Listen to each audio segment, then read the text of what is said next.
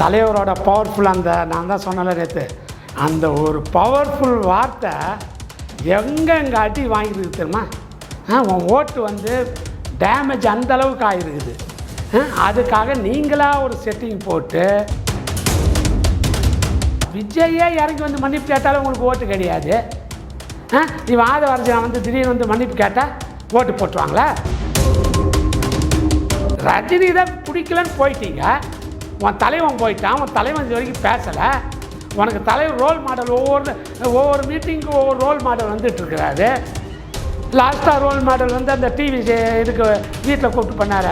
அப்போ role model ஷாருக்கான்ல தலைவர் வந்து அரசியல் ஆரம்பிச்சு சொன்ன 2 வருஷம் எங்கடா தூங்கிந்தியா? கோமலா இருந்தியா? பேப்பர் ஆடு கொடுத்துருந்தியா? நேற்று என்னமோ சொல்கிறேன் விஜய்கிட்ட 40 நிமிஷம் பேசுனேன். என்னடா போய் பேசுகிற? 40 நிமிஷம் 5 நிமிஷம் ஒரு ஆள்கிட்ட பேச மாட்டான். நேற்று தான் இங்கே கொடுத்தேன். அவனை லெஃப்ட் ரைட் வாங்கினேன். அதுக்குள்ளே நைட்டு சீனோராசாக்கு ஒரு ட்ராமா. அதுக்கு யார் ஸ்கிரிப்ட் எழுதி கொடுத்தாங்கதான் தெரியல. பக்கா ஸ்கிரிப்ட். ஆனால் ஒரு மயிராண்டி என்ன சொன்னான்னா, அவன் மண்டையில் மயிரே கிடையாது. அந்த மயிராண்டி ரஜினி ஓட்டே வேணான்னா.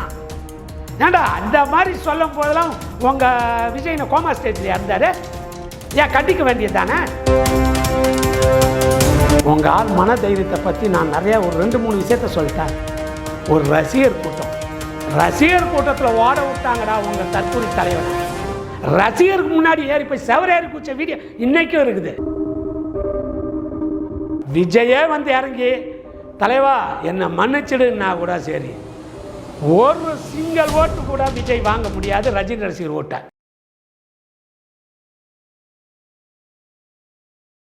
சார் வணக்கம் சார்.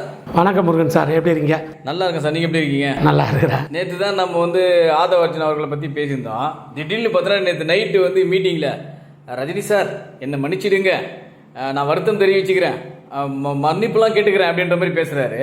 இது நீங்கள் எப்படி பார்க்குறீங்க? எப்படி பார்க்குறேன்னா பயங்கரமான செட்டிங் அது. நீங்கள் அந்த இதை பார்த்தீங்கன்னா தலைவரோட பவர்ஃபுல் அந்த நான் தான் சொன்னல நேற்று அந்த ஒரு பவர்ஃபுல் வார்த்தை எங்கே அடி வாங்கிருக்கு தெரியுமா? உன் ஓட்டு வந்து டேமேஜ் அந்தளவுக்கு ஆகிருக்குது. அதுக்காக நீங்களாக ஒரு செட்டிங் போட்டு, அதாவது ஒரு விஜய் யோட பொதுக்கூட்டம் அது. அந்த பொதுக்கூட்டத்தில் இவர் வந்து யார் சீனோராசன் ஆதவர்ஜனமோ தலைவர். ஏன்னா தலைவரை விட்டுட்டு வந்துட்ட திருப்பி தலைவரை பற்றி பேசுறதுக்கும் உனக்கு என்ன யோகிதை இருக்குது? என்னமோ கேட்டால் நீ வந்து என்னமோ ஆதவர்ஜனா 12 வருஷம் ஃப்ரெண்டுன்றான். 12 வருஷம் ஃப்ரெண்டுங்க நீங்கள் 2 பேரும் பேசிங்கன்னு என்னமோ மன்னிப்பு. நீ ஏண்டா விஜயே இறங்கி வந்து மன்னிப்பு கேட்டாலும் உங்களுக்கு ஓட்டு கிடையாது. இவன் ஆதவர்ஜனா வந்து திடீர்னு வந்து மன்னிப்பு கேட்டால் ஓட்டு போட்டுருவாங்களா? தலைவனாக இது மன்னிக்க மாட்டான். சீனோராசோக்க உன்னை பற்றி தலைவருக்கே இப்போ தெரிஞ்சிருக்கோம். நீ எப்படி ஒரு செட்டிங் பண்ணியிருக்கிறேன்னு.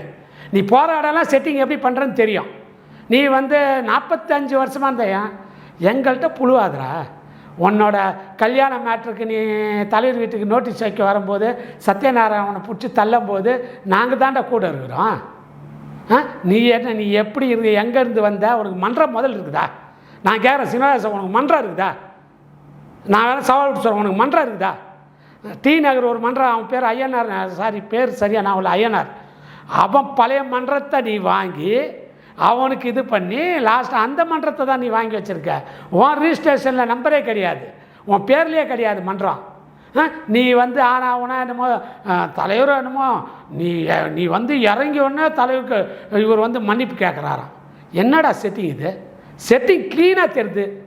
நீ பேசுகிற உன் பேச்சு தெரியுது. நீ போய் உக்கார. ஏண்டா ஒரு டிவிக்கு இதில் தலைவரை பற்றி பேசினா அங்கே அது செருப்பு ஒன்று இந்நேரம் செருப்பு எடுத்து வச்சிருப்பான். உண்மையான விஜய் ரசிகர் இருந்தால் அங்கே செருப்பு எடுத்து வச்சிருப்பான். உன்னை கண்டிப்பாக செருப்பு எடுத்து வச்சிருக்கணும். அவனுங்க ரஜினி தான் பிடிக்கலன்னு போயிட்டீங்க. உன் தலைவன் போயிட்டான், உன் தலைவன் இது வரைக்கும் பேசலை. உனக்கு தலைவர் ரோல் மாடல் ஒவ்வொரு மீட்டிங்க்கும் ஒவ்வொரு ரோல் மாடல் வந்துட்டுருக்கிறாரு. லாஸ்ட்டாக ரோல் மாடல் வந்து அந்த டிவி இதுக்கு வீட்டில் கூப்பிட்டு பண்ணார். அப்போ ரோல் மாடல் ஷாருக்கான்ற. ஏன்னா ஷாருக்கானே தலைவரோட ரசிகர். நீ வந்து ஷாருக்கான் ரசிகர். சரி ரோல் மாடல் அப்படியே போயிட்டு அந்த வழியிலே போகிற. இன்னும் ஏன்டா ரஜினி ரசிகர்கிட்ட ஓட்டு பிச்சை எடுக்கிறீங்க? சீனிவாசன் ஓட்டு பிச்சை எதுக்கடா எடுக்கிற? உனக்கு தேவையா இந்த பிச்சை? போயிட்டியா? தலைவர் விட்டு போயிட்டு தலைவரை பற்றி பேசக்கூடாது. தலைவர் வந்து அரசியல் ஆரம்பிக்கல சொன்ன 2 வருஷம் எங்கடா தூங்கிந்தியா? கோமலா இருந்தியா? பேப்பர் ஆடு கொடுத்துருந்தியா? நேற்று என்னமோ சொல்கிற விஜய்கிட்ட 40 நிமிஷம் பேசினாங்க. என்னடா போய் பேசுகிற? 40 நிமிஷம் 5 நிமிஷமே ஒரு ஆள்கிட்ட பேச மாட்டான். அந்த அளவுக்கு இது கிடையாது. இவர் 40 நிமிஷம் போய் விஜய்க்கு கண்டிஷன் போடுறாரு சீனிவாசன். சார் 12 ஆச்சுன்னா நான் ஒரு பக்கம் விளம்பரம் கொடுப்பேன், அப்படின்னா தான் கட்சி. ஏன்டா நீலாம் ஒரு ஒர்த்து, இதை போயிட்டு நீ வந்து விஜய்கிட்ட பேசணும்னு சொன்ன தெரியுமா? அதுக்கு ஆதவார்ஜி நான் பதில் சொல்கிறாரு. 40 நிமிஷம் அவர் தலைவர்கிட்ட பேசினார். தலைவர் எனக்கு தலைவர்னாலே எனக்கு வயிறு தான் எரியுது. இவன் வந்து 40 நிமிஷம் பேசி அவங்க ஒய்ஃபு பையனுக்கு தான் சீட்டு கேட்டாராம். நான் வரணும்னா கண்டிஷன். என்ன கண்டிஷன்? அதாவது 12 அன்னைக்கு மட்டும் இவர் வந்து பேப்பர் ஆடு கொடுப்பாராம். மயிரை புடுங்குவ நீ. பேப்பர் ஆடில் மயிரை கூட பிடுங்க முடியாதுடா நீ. இனிமேல் போனியா போனேன், உன் வேலையை மட்டும் பாரு. இனிமேல் தலைவரை இழுக்கிறதுக்கு விஜய்க்கோ உனக்கோ ஆதவர்ஜுனாவுக்கோ எந்த தகுதியும் கிடையாது. நீங்கள் இழுக்க உங்கள் டெய்லி வந்து அடிப்பேன். தலைவரை பற்றி நீ திருப்பி ஏதாவது ஒரு மீட்டிங்கில் பேச திருப்பி வந்து நான் அடிப்பேன். நாங்கள் பாட்டு எனக்கு வேலையை செய்ய விட்றா. நீ இதை உங்கள் ரசிகர் அவங்களுக்கு தான் வேலை செய்ய விடல. ரஜினி ரசிகர்களே கொஞ்சமாவது வேலை செய்ய விடுங்களா? ஏதாவது ஒரு பேட்டியை கொடுத்து நேற்று தான் இங்கே கொடுத்தேன். அவனை லெஃப்ட் ரைட் வாங்கினேன். அதுக்குள்ளே நைட்டு சீனிவாசாக்கு ஒரு ட்ராமா. அதுக்கு யார் ஸ்கிரிப்ட் எழுதி கொடுத்தாங்க தான் தெரில. பக்கா ஸ்கிரிப்ட். ஆனால் டைரக்டர் யாராவது எழுதி கொடுத்துருக்கலாம். பக்கா ஸ்கிரிப்டு. இவர் பேசுகிறதும் அவர் சோகத்தில் இருக்கிறதும் அதுக்கப்புறம் அவர் வந்து பதில் சொல்கிறதும் 12 வருஷம் நட்பு. நட்பு. நான் என்ன கேட்குறேன், விஜய் ரசிகருக்கு ஒரே ஒரு கேள்வி கேட்குறேன். ஆதவர்ஜுனா ஒரு திருடன், அவன் வந்தான், ஓகே விட்டுரு. ஆதவர்ஜுனா ஃப்ரெண்டு யார்? ஒரு ரஜினி ரசிகனை கூப்பிட்டு வந்து உன் கட்சியில் சேர்க்குறான், என் சீட்டு வாங்கி கொடுக்குறான். நீங்களாம் எங்கடா இருக்கீங்க? ஏண்டா உங்களுக்கெல்லாம் அறிவுன்றது இருக்குதா இல்லையா? செருப்பால் அடிக்க வேணா? ஏங்க ரஜினி நீங்கள் தான் வந்து ரஜினி திருப்பி இன்னொரு ஃப்ரெண்டு இருப்பான், அவனையும் கூப்பிட்டு வருவான். அப்போ இந்த லாஸ்ட் வரைக்கும் விஜய் ரசிகர்கள் இங்கே வேலையே கிடையாது. டிவிக்கு கட்சி எதுக்கு ஆரம்பிச்சிங்க? உங்கள் ரசிகர்களுக்கு ஆரம்பிச்சிங்களா இல்லை ரஜினி ரசிகர்களுக்கு கொடுக்கறதுக்கு எதாவது ஆரம்பிச்சிருக்கீங்களா? இந்த மாதிரி போயின்றது உங்கள் கேவலமான பழப்பு. ஒரு மயிராண்டி என்ன சொன்னான்னா, அவன் மண்டையில் மயிரே கிடையாது. அந்த மயிராண்டி ரஜினி ரசிகர் ஓட்டே வேணான்னா.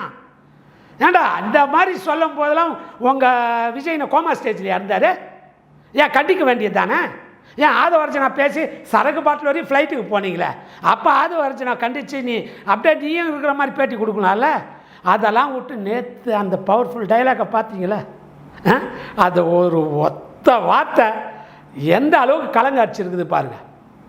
எந்த அளவுக்கு கலங்காட்சிருக்கு. இன்றைக்கு வரைக்கும் தலைவர் இல்லாமல் அரசியல் கிடையாது. தலைவர் எந்த எலெக்ஷன் வந்தாலும் தலைவர் ரசிகர் இனிமேல்ட்டு வந்து தலைவர் வந்து இனிமேல் தேவையே கிடையாது. தலைவர் ரசிகர்கள் இறங்கி அடிக்கிறது உறுதியாகிடுச்சு. தலைவருக்கு சப்போர்ட்டாக யார் இந்த பிரச்சனையில் சப்போர்ட்டுக்கு பேசுனாங்களோ அவங்களுக்கு தான் இறங்கி வேலை செய்வோம். அதாவது தலைவன் எவ்வளியோ தொண்டர்கள் அவ்வளி. தலைவர் என்ன இது பண்ணாலும் தலைவருக்காக இறங்கி நின்று இந்த மாதிரி உண்மையான ரசிகை இறங்கி அடிப்போம். வந்த மாதிரி இங்கே ஒரு நாள் அங்கே ஒரு நாள் போகிற நாய்ங்க நாங்கள் கிடையாது. நாய் தான் தாவும் ஒரு இடத்துலேருந்து ஒரு இடத்துக்கு. அந்த மாதிரி தாவர இதெல்லாம் யாரும் ரஜினி ரசிகர் கூட்டத்திலே கிடையாது. இந்த கூட்டத்திலே அந்த மாதிரி ஒரு ஆளுங்க கிடையாது. ஏன்னா தலைவனுக்கு உண்மையான தொண்டனா இன்ன வரைக்கும் சரி தலைவனுக்கு மட்டும் கட்டுப்பட்டு தலைவனுக்காக மட்டுமே செயல்படுற உண்மையான ரசிகன் இருக்கிறான். முதல் நீ மாவட்ட செயலாளரே நீ கிடையாது. நீ மாவட்ட செயலாளர் தென்சென்னை மாவட்ட செயலாளர் ரவிச்சந்திரன் தான் போட்டாங்க. உனக்கு அறிப்பு எடுத்து அதை தென்சென்னை மாவட்டத்தை 2ஆக பிரித்து காசு கொடுத்து வாங்கின ஆள் நீ. சீனிவாசாவுக்கு நீ காசு கொடுத்து அந்த பதவியை 2ஆக, அதாவது இது வரைக்கும் தென்சென்னை வடசென்னை மத்திய சென்னை தான். இதில் தென்சென்னை மட்டும்தான் 2ஆக பிரித்தாங்க. அதாவது இவருக்கு பதவி கொடுக்கறதுக்கு சுதாகர் பண்ண வேலை. இதெல்லாம் வந்து நீ பண்ண எல்லாயோ இன்னும் நிறையா இருக்குது. ஒன்று அசிங்கப்படுத்துறதுக்கு நிறையா இருக்குது. நீ வேணாம், தலைவர் விட்டு போயிட்ட, நம்ம தலைவரை பற்றி பேசாத. தலைவர் நம்ம பேப்பர் நீ கொடுத்து பேப்பர் ஆடு தான். இது என்ன உனக்கு விளம்பரமாடா? நம்ம பேப்பர் ஆடு நீ உலகமே கொடுக்குறா, சாதாரண ரசிகனே கொடுக்குறான் பேப்பர் ஆடு. நீலாம் ஒரு ஆள், நீ வந்து என்னமோ ஒரு இதில் போய் பேசுகிற ஒன்றை தானே புகழ்ந்து பேசிக்கிற. உன்னை வந்து விஜய் ரசிகர் எதிர்க்க நீ ஒன்றை புகழ்ந்து பேசுகிறப்பா விஜய் ரசிகர் மாட்டின்னு முழிக்கிறானுங்க. யாரா இவன் புதுசாக வந்து ரஜினியை பற்றி தப்பாக பேச ஒரு ஸ்டேஜில், அது விஜய் ரசிகர் இருக்கிற ஸ்டேஜில் பேசுகிறானா? இது எப்படிப்பட்ட ஸ்கிரிப்டுன்றது உங்களுக்கு தெரியுதுடா? இல்லை, அதை வந்து அவங்க ரொம்ப பெருமையாக நினைக்கிறாங்களே சார். அவங்க ரஜினியை பற்றி வந்து விஜய் மேடையிலே பேசிட்டாங்க. விஜய் மேடையிலேயே வந்து ரஜினியை பற்றி சொல்லிட்டாரு, மன்னிப்பு கேட்கணும், இது மாதிரி தேவையில்லாமல் பேசக்கூடாது அப்படின்ற மாதிரி அவர் சொல்கிறாரு அப்படின்றத அடிச்சு அடி அப்படின்ற மாதிரி ரஜினி ரசிகர்களே சமூக வலைதளத்தில் போடுறாங்களே, இது நீங்கள் எப்படி பார்க்குறீங்க? அது ரஜினி ரசிகருக்கு சரியான இது தெரியல. அதான் இவனோட நாடகம் சரியாக வந்து ரஜினி ரசிகருக்கு புரியல. இவன் செட்டிங் பண்ணதே வந்து மெயின் செட்டிங் பண்ணதே. நான் என்ன கேட்குறேன், ஒரு கட்சிக்கு தாவி போயிட்டேன், அந்த கட்சியில் புது ஆள் லீடர் மாதிரி நின்று பேசுகிற, லீடர் மாதிரி நீ விஜய் பேச வேண்டிய டைலாக்கை நீ பேசுகிற. விஜய் பேச வேண்டிய இந்த டைலாக்கை விஜய் பேசணும். விஜய் பேச வேண்டிய டைலாக்கை நீ பேசுகிற. நீலாம் ஒர்த்து கிடையாது, அந்த கட்சிக்கே நீ ஒர்த்து கிடையாது. வேணா பாரு, நீ நிற்கிற அந்த தொகுதியில் விஜய் ரசிகர்களே உன்னை செருப்பால் அடிச்சு அனுப்புவானுங்க. வேணா இது வேணா உண்மை எழுதி வச்சுக்கோ. இந்த தேர்தல் நீ அந்த தொகுதியில் செருப்படி வாங்கிட்டு வருவ. விஜய் ரசிகர்களுக்கு நல்லா தெரியும் நீ யாருன்றது இப்போ தெரிஞ்சு போச்சு. நேற்று கூட திடீர்னு ஒரு இதை கொடுத்தாங்க, ஏதோ மயக்கமாயி விழுந்துட்டாங்க பாவம் ரஜினி ரசிகர்களாக, சுகர் பேஷண்ட்டு வந்து மயக்கம் ஆகினாங்க. டே மயக்கம் ஆனானா சுகர் பேஷண்ட்னா நீங்கள் கூப்பிட்டு வந்த ஆள் தான்டா சுகர் பேஷண்ட்டு. சீனிவாசன் இருக்கார்ல, அவர் தான் சுகர் பேஷண்ட்டு. அவருக்கு தான் கை கால் நடுங்கும். எங்களை மாதிரி ஆளுலாம் கை காலெலாம் நடுங்காது. சுகரே வந்தாலும் சரி, தலைவன் நினச்சா சுகர் கூட காணாமல் போயிடும். அந்த மாதிரி நாங்கள் வாழ்ந்துட்டு இருக்கிறோம். நீ வந்து திருப்பி தலைவரை பற்றி பேசணும் அவசியம் கிடையாது. தலைவர் அதாவது இவ்வளோ நாள் கழித்து இன்றைக்கி நேற்று பேசணும்னு ஒரு முடிவு எப்படி வந்தது உங்களுக்கு? அந்த ஒரு லெட்டர் பேடு தானே. அந்த லெட்டர் பேடு நீ இப்போ இல்லை, அதை காலத்தால் அழிக்க முடியாது. அதுக்கு இறங்கியாச்சு, எல்லாரும் இறங்கி அடிக்கிறது ரெடியாச்சு. ரஜினி ரசிகர் ஓட்டு கூட விட்டுருங்க, அஜித் ரசிகர் ஓட்டு உனக்கு சிங்கிள் ஓட்டு கிடைக்காது. அவன் அவன் பேர் என்ன, ஃபீனிக்ஸா, அவன் பேர் தாடி வச்சுட்டு இருக்கானே ஃபிலிக்ஸ். அந்த நாய் சொல்லுது, அந்த நாய் வந்து அஜித்தை பற்றி பேசுது. விஜய் உங்களுக்கு அறிவு இருக்கா இல்லையா? உங்கள் ஓட்டை எப்படிலாம் உன் கூட இருக்கிறவனே பிரிக்கிறான் பார். அஜித் ரசிகர் ஓட்டு விழாத அளவுக்கு அவன் பண்ணுறான், ரஜினி ரசிகர் ஓட்டு விழாத அளவுக்கு ஆதவர்ஜனா பண்ணுறான். இது என்னன்னு உனக்கு புரியுதா புரியலையா? இன்னுமாவது உங்களுக்கு தெளிவு தெரியுமா தெரியாதா? எந்த நேரமும் எப்படி தான் இருப்பீங்க நீங்கள்? உங்கள் ரசிகருக்கு தெரிஞ்ச அறிவு கூட உங்களுக்கு தெரியாது போல இருக்குது. இப்போ புதுசாக உங்கள் இதில் நுழைகிறாங்க, புது ஆளுங்க தான் சீட்டு வாங்குகிறாங்க. பாவம் விஜய் ரசிகர்கள் ரஜினி ரசிகருக்கு சப்போர்ட்டு இப்போ இறங்க போகிறாங்க போல இருக்குது. ரஜினி ரசிகர் ஓட்டு ஒன்றும் கூட கிடையாது கண்ணா. இல்லை சார், இவங்க மன்னிப்பு கேட்டனால இப்போ ரஜினி ரசிகர்கள் அப்படி சமாதானம் ஆகிட்டாங்களா? ஓட்டு போட்டுருவாங்களா? இவன் பேசுனது தாங்க டபுள் மடங்கு கோவம் வந்துருக்குது. ரஜினி ரசிகர் டபுள் மடங்கு கோவம் வந்தது இவன் இந்த நேற்று பேசுன. அதாவது நீங்கள் இன்னொன்று அதை நல்லா கவனித்து பாருங்கள். இவன் பேசுகிறது தான் ஆதவர்ஜனா பேசுகிறது மட்டும்தான் வருது. மீட்டிங்னா என்ன, எல்லோரும் பேசியிருப்பாங்களா? ஏன் அதெல்லாம் காட்டலாமே? அதெல்லாம் எதுவுமே காட்டலையே. நீங்கள் என்னமோ எடிட் பண்ணி இவர் சீனியர் அசோக் உங்களை கண்டிக்கிறதும், நீங்கள் வந்து சீனியர் அசோக்கை இது பண்ணி சீனியர் அசோக்னால நீ மன்னிப்பு கேட்குற மாதிரி ஆயிடுச்சு. இது உனக்கு கேவலம்டா ஆதவர்ஜனா, உனக்கு ரொம்ப கேவலம். ஒரு சீனியர் அசோக் ஒன்று ஸ்டேஜில் கண்டிச்சு, எவ்வளோ பெரிய ஆள்லாம் கண்டிச்சு எனக்கு. அப்போல்லாம் நீ ஆகாதவன் ஒரு சீனியர் அசோக்கு ஏதாவது பணங்கினா கொடுத்துருக்கானா? நான் கோடீஸ்வரன் சொல்ல முடியாது. பணம் கொடுத்தா கூட நீ வாங்கிட்டு கூட அந்த பேச. ஏன்னா லாட்ரி டிக்கெட் திருட தானே நீ. லாட்ரி டிக்கெட்டில் தமிழ்நாட்டில் திருட்டுத்தனமாக விற்றுட்டு ஓடினவன் தானே நீலாம் வந்து நாட்டுக்கு நல்லது பண்ணுவேன்னு எவனுமே நம்பலை. அட்லீஸ்ட் உன்னோட விஜய் ரசிகர்கள் நம்ப மாட்டாங்க. நீ நிற்கிற தொகுதியாக இருக்கட்டும், அசோக் நிற்கிற தொகுதியாக இருக்கட்டும், 2 தொகுதியிலையும் உங்களுக்கே மறுநாடி விஜய் ரசிகர்களே கொடுப்பாங்க. ஏன்னா அவ்வளோ நேற்று பார்த்தீங்கன்னா நிறைய பேர் இன்றைக்கி காலைல கூட பார்த்தீங்கன்னா விஜயோட ஃபோட்டோ இருக்கிற ஆட்டோலெலாம் கிழிக்கிறாங்க. ஏன்னா அவ்வளோ இதில் ஆயிருக்காங்க, குளத்தூரத்தில் தான் நடந்துருக்குது இது. அப்போ அந்த அளவுக்கு இறங்கி அந்த ஸ்டிக்கரை கிழிக்கிற அளவுக்கு என்ன நடந்தது? அப்போ விஜய் ரசிகர்களுக்கு மரியாதை கிடையாதா? ரஜினி நேற்று வந்த ரஜினி ரசிகர் கொடுத்த மரியாதை ஒரு அளவுக்காவது விஜய் ரசிகருக்கு கிடையாதா? அப்போ பணம் உள்ளவனுக்கு தான் பதவி. அதை கிளியராக நேற்று வரைக்கும் தெரிஞ்சு போச்சு. இல்லை சார், இப்போ என்னென்னா இதுலேருந்து ஒரே கேள்வி தான் கேட்க தோணுது.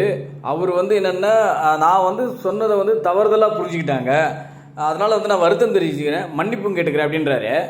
என்ன நடந்ததுன்னு சொல்ல வேண்டியது தானே? ஒரு ஓப்பனா நல்லவராக இருந்தால் சொல்ல வேண்டியது தானே என்ன நடந்ததுன்ட்டு. நான் இப்படி சொன்னேன், அதை இப்படி எடுத்துக்கிட்டீங்கன்ட்டு. அதுதான் அவன் சொன்னதுக்கு வந்து திருச்சி வந்து திமுக மீடியாக்காரங்க பேசினாங்கண்ணா, நீ என்ன வேணாலும் பேசு, கிளைமேக்ஸில் என்ன பேசுனேன் அதை முதல் சொல்லு. அதாவது தைரியம் இல்லாத ஓடினவர் நம்ம தலைவர் தைரியமாக நின்றவர். அந்த 2 வார்த்தை தான்டா நீ கிளைமேக்ஸில் பேசின பாரு, 2 வார்த்தை. பயந்து மன தைரியம் இல்லாமல் பயந்து ஓடினாரு. நம்ம தலைவர் மன தைரியத்தோடு நிற்கிறாருங்க. ஏண்டா உங்கள் ஆள் மன தைரியத்தை பற்றி நான் நிறையா ஒரு 2-3 விஷயத்த சொல்லிட்டேன். ஒரு ரசிகர் கூட்டத்தில் ஓட விட்டாங்கடா உங்கள் தற்கூரி தலைவனை. ரசிகருக்கு முன்னாடி ஏறி போய் செவரேறி குதிச்ச வீடியோ இன்றைக்கும் இருக்குது. விஜய்க்கு மரண பயத்தை கட்டினது அந்த ஒரு மீட்டிங் தான். அந்த மீட்டிங் பயந்ததுனால தான் இப்போ பேரிகாலில் ஆளுங்களை பவுன்சர்ஸ்லாம் வச்சு சுற்றுறாவில். ஏன்னா ரசிகரை நம்ப முடியல. திடீர்னு மேலேருந்து குதிக்கிறீங்க, எங்கேருந்து குதிக்கிறீங்கன்னா பயந்து சார் ரசிகர். அதாவது ஒரு தலைவன் ரசிகனுக்கு பயந்துருக்கானா அது ஒரே ஆள் விஜய் மட்டும்தான். சார் இல்லை சார், இப்போ இவங்க மன்னிப்பு கேட்டாங்க, வருத்தம் தெரிவிச்சிட்டாங்க. இப்போ ரஜினி ரசிகர்கள்லாம் வந்து உங்களுக்கு ஓட்டு போட்டுருவாங்களா? அதுதான் நான் சொல்கிறேன். விஜயே வந்து இறங்கி தலைவா என்னை மன்னிச்சிடுன்னா கூட சரி, ஒரு சிங்கிள் ஓட்டு கூட விஜய் வாங்க முடியாது. ரஜினி ரசிகர் ஓட்டை சிங்கிள் ஓட்டு வாங்க முடியாது. சிங்கிள் ஓட்டு. அதை தான் நான் சொல்கிறேன். நீ குட்டிக்காரனை அடித்தாலும் என்ன வித்தை காட்டினாலும் நீ வந்து இறங்கி நீ வந்து மன்னிப்பு கேட்க மாட்டேன்றது எங்களுக்கு தெரியும். ஏன்னா அந்த அளவுக்கு பொறாமையில் இருக்கிற நீ. உன்னோட இது வந்து லியோ படத்துலேயே தெரிஞ்சு போச்சு. தலைவர் சொன்ன 2 மேட்டரில் பொறாமானல, அந்த பொறாமைக்கு லியோ படத்தில் கிளைமேக்ஸ் சீனை லோகேஷ் கனகராஜ் நீக்கிட்டு ரத்னகுமாரை வச்சு ஒரு கழுகு வந்து உக்காரம், கழுகு மூஞ்சியில் புகையை விட்டுட்டு எப்படிரா இருக்கேன்னு கேட்பேன். அந்த கழுகு யார்? அந்த மூஞ்சில் புகை விடுற அளவுக்கு உனக்கு தனாவட்டில் ஆகிருக்குது. அதுக்கப்புறம் தோல்வியான படத்தை 4 வந்து தலைவருக்கு பதிலடி கொடுக்கணுன்னு ஒரு வெற்றி விழா கொண்டான தெரியுமா லியோவில். காக்கா கழுகுன்னு சொல்லிட்டு சுற்றுனேன் பாரு, நீயா தான் சுற்றுன. அதுக்கப்புறம் தமிழ்நாடே சுற்றுச்சு ஒன்றை. அந்த மாதிரி பரம குணம் பிடிச்ச ஒன்றெல்லாம் வந்து ஜென்மத்துக்கு நம்ப மாட்டேன்ல. 7 ஜென்மம் எடுத்தாலும் ரஜினி ரசிகர் அந்த ஒரு ஓட்டு கூட உன் ஜென்மத்திலையும் கனவுலையும் நடக்கவே நடக்காது. அதையும் மீறி தலைவன்கிட்ட காலில் நீ உளுந்து ஃபோட்டோ எடுத்து காமிச்சா கூட ஒரு சிங்கிள் ஓட்டு கிடைக்காது. இதுதான் உண்மை. Thank you very much sir. Thank you sir. இது போல பல வீடியோக்களை கண்டு மகிழ எங்களது ரீசன்ட் வாய்ஸ் சேனலை மறக்காம சப்ஸ்கிரைப் பண்ணுங்க.